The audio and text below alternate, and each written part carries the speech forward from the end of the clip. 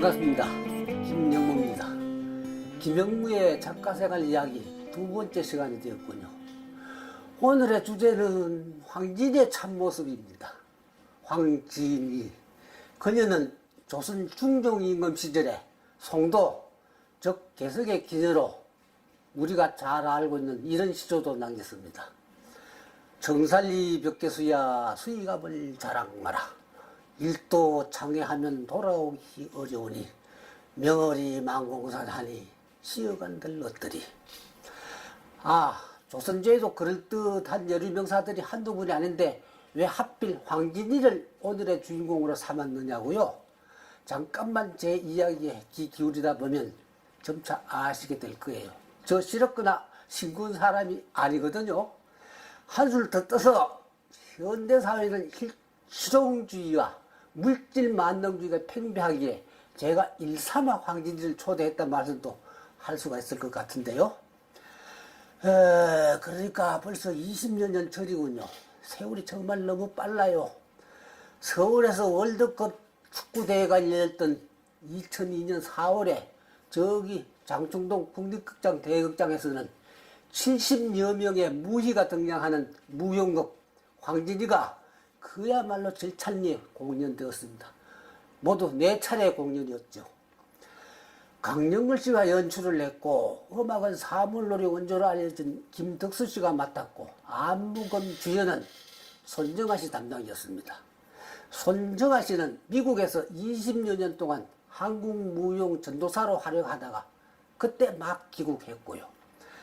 말이 남김에 썰을 좀 더 풀자면요, 사물놀이 김덕수 씨 역시 천재적이군요. 무용극 황진이에 사용될 작곡이 끝났다면서 60분짜리 CD 한 장을 저에게 넘겨주었는데 저는 꼼짝도 못한 채 한 자리에 앉아 끝까지 그 음악을 다 듣게 되었어요. 한마디로 신기가 느꼈던 거예요. 그리고 그때 그 공연에서 지족선사 역을 맡은 이태상 씨가 깨달음의 춤이라는 오도물을 추었는데 많은 관객들로부터 그 춤이 정말 인상적이었다는 평을 듣기도 했었습니다. 참, 그 대형 무용극의 대본을 바로 제가 집필했던 거예요.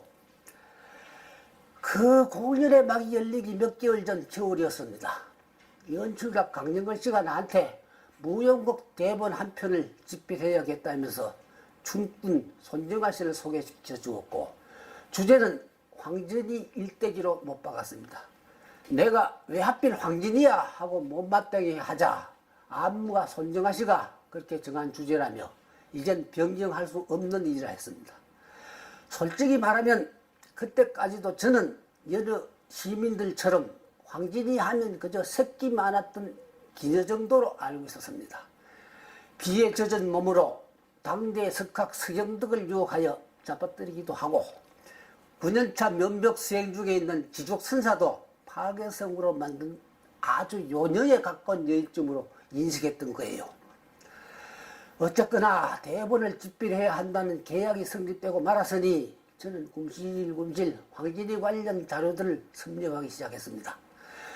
황진이가 남긴 시들도 다시 찾아 읽어보기도 하고 그녀의 생애에 관한 기록들도 여기저기서 어렵게 찾아보았죠. 심지어 비디오 가게로 쫓아가 한국 영화 황진이도 빌려보았습니다. 그 영화에서도 역시 노골적으로 황진이의 섹스 업질만 클로즈업하려 들더군요. 지금은 사라지고 말았는데 그때는 비디오 가게들이 천지뼈까지로 밀려 있었어요.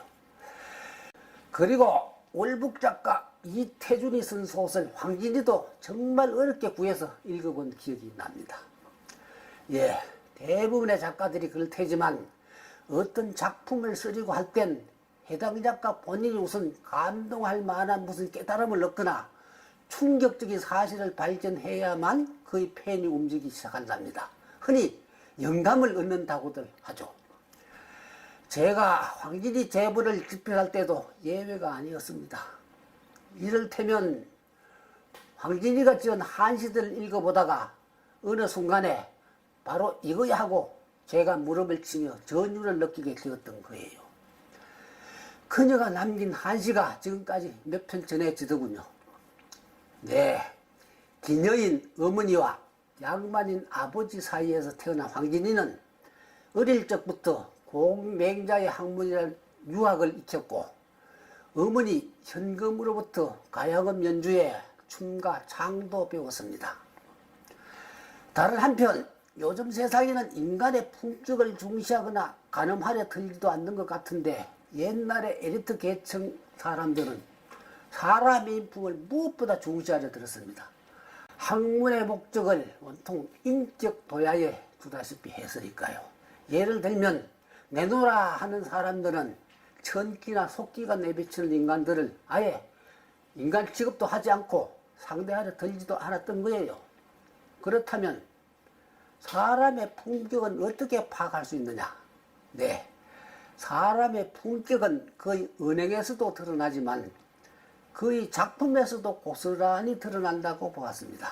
말하자면 시나 글씨, 그림과 같은 작품들이 지닌 품격과 그 작가의 인격이 거의 일치한다고 보았던 거예요.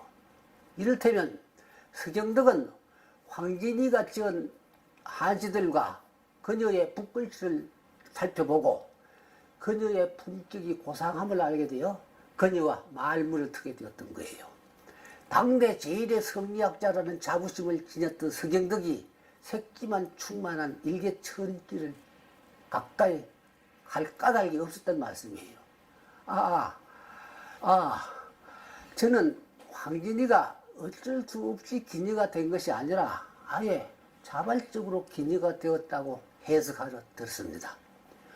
굳이 여성 해방 운운하고 싶진 않습니다만, 왜냐하면 남존 여비 사상이 지배하던 그 당시 사회체제 속에서 과거에 응시할 수도 없는 여인 황진이가 자기 주체성을 지키려면 그 수밖에 없다고 보았던 거예요. 이를테면 그 당시 황진이 처지에서는 꼴같지도 않은 남편을 맞이하거나 아니면 어느 양반의 천면이 될 수밖에 없었으니까요. 어느 양반가에서 기녀의 딸인 황진이를 며느리로 삼으려 들었겠어요. 너무 장화할 것 같군요. 해서 이 시간에는 황진이의 기녀 생활상이나 그 당시의 명창 이사종과의 꿈과 같은 6년간의 애정생활 등에 관해서는 생략할 수밖에 없겠습니다. 다만 황진이는 이사종과 함께한 세속적인 행복에서도 과감히 벗어나려 했다는 사실만은 일러두겠습니다. 그래서 저는 황진이야말로 감히 구도자 같은 삶을 살았다는 결론을 내리고자 했습니다. 말하자면 황진이가 귀족 선사를 상대했다는 사실은 불도를 깨우친 것으로 해석할 수 있었던 거예요.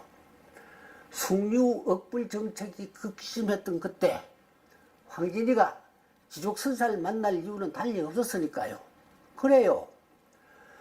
황진이가 살았던 그때는 유불서이란 3대 사상 체계가 사회를 지배하고 있었는데 황진이는 그걸 상대로 유학을 깨우쳤다는 사실이 밝혀진 셈이 되었죠. 귀족 선사를 상대로 불교도 깨우쳤다는 사실도 유추될 수 있고요. 그리고 유불에 이은 신선 사상에는 노장자의 자연회귀 사상도 습합되어 있었는데 황진이는 마지막으로 젊은 선비 한 사람과 함께 금강산으로 들어가게 됩니다. 거기서 황진이는 이른바 무라일체의 정신을 몸소 체득하려 들었습니다. 좀 철학적인 얘기가 되는데요. 그 철학적인 얘기를 여기서 다 설명할 수는 없겠네요. 젊은 선비는 더 이상 견디질 못해 하산을 결심하고 황진이한테 함께 내려가자고 했지만 그녀 황진이는 혼자 떨어져 금강산에 남게 됩니다. 다소 현학적 표현이 되겠습니다만 황진이는 금강산에서 당신의 몸으로 시를 읊은 여인이 되었던 거예요. 시인 황진이가 금강산에서는 단 한 편의 시도 쓰지 않았을 뿐만 아니라 거기서 학이 되어 어디로 날아가 버렸다는 풍문만 남기고 말았으니까요. 이 황진이의 금강산 얘기는 여러 가지 이야기가 전해오고 있습니다. 네, 황진이를 이렇게 해석하고 임재가 남긴 시한수를 다시 읽어보니 감회가 새로워지기도 했습니다. 임재는 조선 선조 임금 시절의 선비로 잡초 우거진 언덕에 쓸쓸하고 외로운 모습으로 남아있는 황진이의 무덤에 수를 따르며 다음과 같은 시한수를 읊었습니다. 청초 우거진 콜에 자는가 누웠는가, 홍하는 어디 두고 벽골만 묻혔는고, 잔잡아 그 난리 없으니 그를 슬퍼하노라. 네, 이건 여담인데요. 그 무용극에서 제가 조금 불만이 있었어요. 그건 원 대본에서는 이 황진이가 금강산에서 이 무라일체 경지를 멋있게 좀 춤으로 안무로 형상화하기를 원했는데 그게 제 마음에 들지 않았어요. 그래서 훗날 그 부분만 다시 확대해서 제가 소요유라는 무용극 대본을 다시 쓴 일이 있습니다. 근데 그 무용극을 공연하겠다던 분이 또 무슨 일이 있어서 아직까지 그 작품은 공연이 되지 않고 있습니다. 언제 공연이 될 수 있는 날이 있겠죠. 그때를 기다려 봅니다. 오늘의 이야기가 재미있었나요? 어려워요? 예, 어렵습니다. 그 예술이라는 게 그렇게 쉽지가 않아요. 예. 다음 시간에는 우리 사람들의 옷 이야기를 좀 하겠습니다. 옷 이야기요. 얼핏 들으면 쉽죠? 이 옷 이야기도 좀 어렵습니다. 네, 다음 시간에 찾아뵙겠습니다.